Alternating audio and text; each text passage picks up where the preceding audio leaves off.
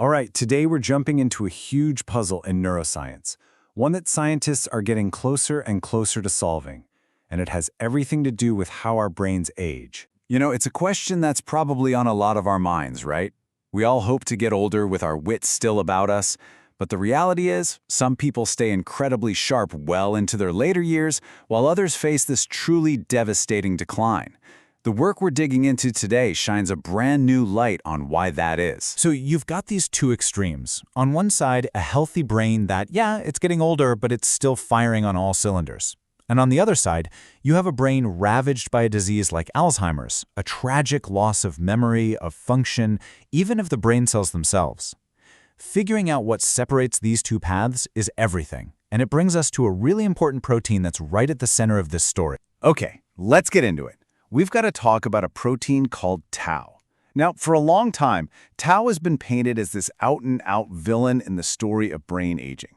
But, as we're about to see, its story is, well, it's a lot more complicated than that. So picture your neurons, your brain cells, as these tiny, bustling cities. And just like any city, they need a highway system to move essential cargo around. In neurons, these highways are called microtubules. And tau's job?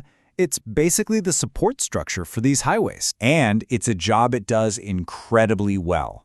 Seriously, without tau doing its thing, the neuron's whole internal transport network would just descend into chaos. And this is where you can really see how vital tau is.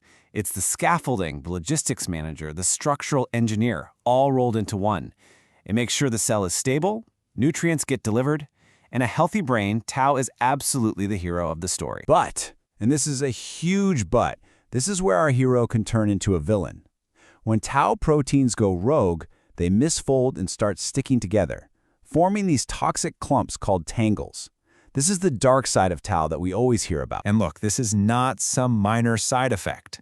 As the research makes crystal clear, this buildup of tau tangles is the single thing that is most closely tied to how much cognitive decline a person experiences. Simply put, more tangles equals more trouble. So that's the billion-dollar question, isn't it? What's the difference between a brain that keeps tau under control and one that lets it run wild? Well, a couple of recent studies have uncovered two completely different stories, one for the healthy brain and one for the diseased brain.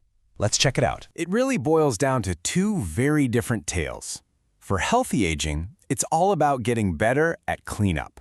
But for diseased aging, well, that's where these things called zombie cells come into play. Let's start with the good news, the healthy path. Okay, so get this. This is the first big shocker from the research. You'd think that as we get older, there would be more of this soluble tau protein, the raw material for those tangles, right? Wrong.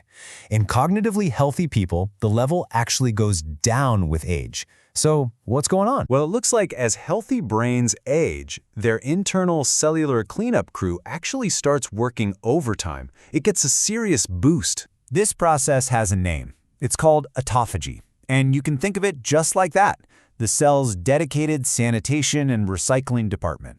It goes around, finds junk like old, damaged proteins, and breaks it down. It is absolutely essential for keeping our cells in good working order. And boom, here's the connection. The data shows that in those same healthy aging brains, the markers for this autophagy cleanup process actually go up. So more cleaning activity seems to directly lead to less rogue tau protein. This might just be one of the secrets to aging well. Okay, so that's the hopeful side of the story. But what about the other path? What happens when those tau tangles do start to form and pile up?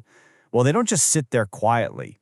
They trigger something much, much worse. It's a process called cellular senescence, and the zombie cell nickname is perfect. These are cells that are damaged and have stopped doing their jobs. But, and this is key, they refuse to die. Instead, they just hang around, spewing out all this inflammatory junk that poisons the healthy cells around them. And the link here is just, wow, it's undeniable. In brains that are loaded with tau tangles, you see this massive spike in the markers for these zombie cells. It's as if the tangles are literally creating an army of zombies that then go on to wreak havoc and cause widespread damage. So, now that we understand these two totally different paths, the path of cleanup versus the path of zombies, it's not just grim news. It's actually giving researchers two brand new and really exciting battle plans to fight back. And the strategies just make so much sense, right? If healthy aging involves a better cleanup crew, then what if we could boost that crew? And if the disease is driven by these zombies, well, what if we could just get rid of them? So, strategy 1. Let's boost the cleanup crew. In a fruit fly model of tau-related disease, scientists did exactly that, and the results were fantastic. Not only did the levels of harmful tau go down, but the flies actually got better at moving around as they aged. It shows that helping the brain help itself really works. All right, now for strategy 2, taking out the zombies. This is where things get really wild.